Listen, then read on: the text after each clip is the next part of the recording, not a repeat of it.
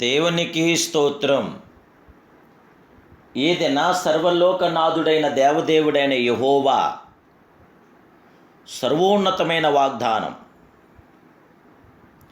యెహోవా మీ పక్షంన యుద్ధము చేయును, మీరు ఊరకయే ఉండవలేను. నిర్గమకాండం 14 అధ్యాయం 14 ప్రియా మహామహుడు మహోన్నతుడు సర్వలోకనాథుడైన దేవదేవుని బిడ్డలారా, ప్రభువైన యేసుక్రీస్తు మహిమ కలిగిన నామములో మీ అందరికీ నా హృదయపూర్వకమైన శుభాలు ఈ ఉదయకాల సమయంలో తెలియపరుస్తున్నాను. దేవాదేవుని బిడ్డలారా, మీరందరూ సురక్షితంగా ఉన్నారు కదూ? మీ కుటుంబ సభ్యులందరూ ఎలా ఉన్నారు? మీ ప్రత్యేక ప్రార్థన అవసరం ఉంటే తప్పక మీరు వాట్సాప్ ద్వారా మెసేజ్ చేయండి. అధైర్యపడకండి, ధైర్యంగా ప్రభులో ఉండండి. ప్రభుని స్తుతించండి, ప్రార్థించండి, ఘనపరచండి, ఆయన ఆరాధించండి. యేసుని ఎల్లప్పుడూ ఆ మహిమానితులను మహిమాస్వరూపుడుగా ఆయనను కొలవండి.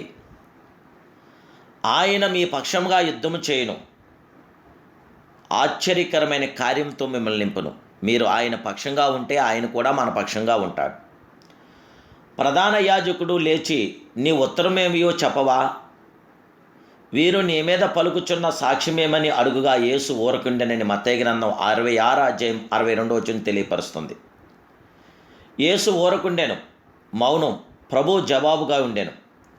ఆయనకు విరోధముగా అనేకులు సాక్ష్యం పలికారు. అవి పొత్తులేనివై ఒకదానికొకటి విరుద్ధముగా ఉండెను. అయినను యేసు ఏమీ చెప్పక మౌనంగా ఉన్నాడు. మాట్లాడటకు సమయం కలదు, మౌనంగా నుండుటకు సమయం కలదు. ప్రసంగి గ్రంథకర్త తెలియపరుస్తున్నాడు. యేసుక్రీస్తు నోరు తెరిచి కొండ మీద కూర్చొని బోధించాడు. సమాజ మందిరములోనూ అరణ్యములోనూ ప్రసంగించాడు. అదే సమయంలో ఆయన మౌనంగా నుండిన సందర్భములు కూడా కలవు. వ్యభిచారమందు పట్టబడిన స్త్రీని ఆయన ఎదుటకు తెచ్చారు.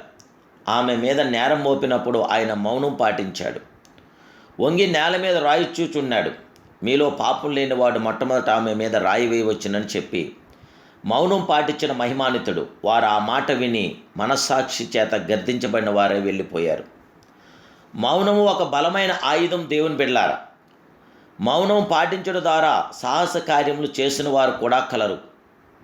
మనుషులతో మాట్లాడటకు తగ్గించండి, ప్రభుతో మాట్లాడటకు ఎక్కువ చేసుకోనండి. నేను ఏమీయో మాట్లాడక మౌననైతిని, క్షేమంగా గూర్చేయనను పలుకొక నేను మౌనంగా నుంటిని. ఇది దావీదు యొక్క అనుభవం. దాని ఫలితం ఏమిటి? ఆయన గుండె మండుచుండెను, ధ్యానించుచుండెను, మంట పుట్టెను గనుక నోరారా ప్రార్థించాడు. మనము కూడా నేరు నోరారా దేవదేవుడికి, మహిమానుతుడికి, మహిమాస్వరూపుడికి ప్రార్థించాలి. ప్రార్థన ద్వారా శత్రువుని జయించగలదు. ప్రార్థించేవారంటే సాతానికి హడల్. మనం మౌనం పాటించినప్పుడు ప్రభు మన పక్షంలో మాట్లాడును, మన పక్షంలో వ్యాజ్యమాడి యుద్ధము చేయను. సియోను పక్షమందు నేను మౌనంగా నుండను, యెరూషలేము పక్షమందు నేను ఊరకుండాను. దేవుని బిడ్డలారా, నీవు మాట్లాడినప్పుడు ప్రభు మౌనం పాటించును. నీవు మౌనం పాటించిన వేళల ప్రభు నీ పక్షంలో యుద్ధము చేయను. యెహోవా మీ పక్షంలో యుద్ధము చేయను, మీరు ఊరకయే ఉండవలెనని దేవుడి వాక్యం మనకు ప్రబోధిస్తుంది. మీ కొరకు యుద్ధం చేయుటకు దేవునికి అవకాశం ఇవ్వండి. ఆయన మీ కార్యములు యావత్తూ సఫలము చేయును. యెహోవా తన పరిశుద్ధాలయంలో నుండి ఆయన సన్నిధిని లోకమంతయు మౌనంగా నుండునుగాక. దేవదేవుడు తన గొప్ప కార్యములు మన జీవితంలో జరిగించగల దేవుడు. దేవుని బిడ్డలారా, ఆయన మహిమాస్వరూపుడు. కృతజ్ఞతాస్తుతితో నిన్న హృదయం దేవుని ఎంతో సంతోషపరుస్తుంది కనుక ఆయన స్తుతించండి. క్రీస్తు అడుగులో అడుగు వేసి నడిస్తే మన అడుగులు ఏమాత్రం కూడా తడబడవు. నేడు పాపం వంకర చేసిన జీవితాన్ని దేవుడి కృప మాత్రమే సరిచేయగలరు. దేవుని కృపలో దేవుని నామానికి మహిమకరంగా, దేవుని నామానికి ఘనతగా మన జీవితాలు కొనసాగిందాం. ప్రభు కృప నిత్యం మీతో నిల్చుండుగాక. ప్రార్థన. మహాపరిశుద్ధుడును మహోన్నతుడు సర్వోన్నతుడు సర్వాధికారివి సర్వశక్తి సంపన్నుడైన మా ప్రియ సర్వలోకనాథుడానికి స్తోత్రాలు.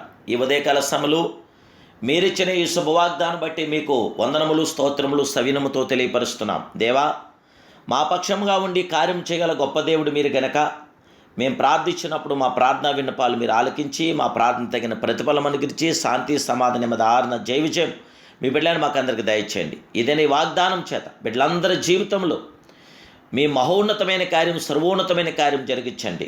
అందరి పక్షాన మీ కార్యం జరిగించి అందరిని అంతా ఆశీర్వదించి దీవించి బలపరచమని యేసుక్రీస్తు సర్వోన్నత నామములో ఈ ప్రార్థన సమర్పిస్తూ మీ బిడ్డలను మమ్మల్ని అందరూ మీ చేతులుగా అప్పగించుకున్నాం పరమ తండ్రి. Amen. Amen. Amen. May God bless you.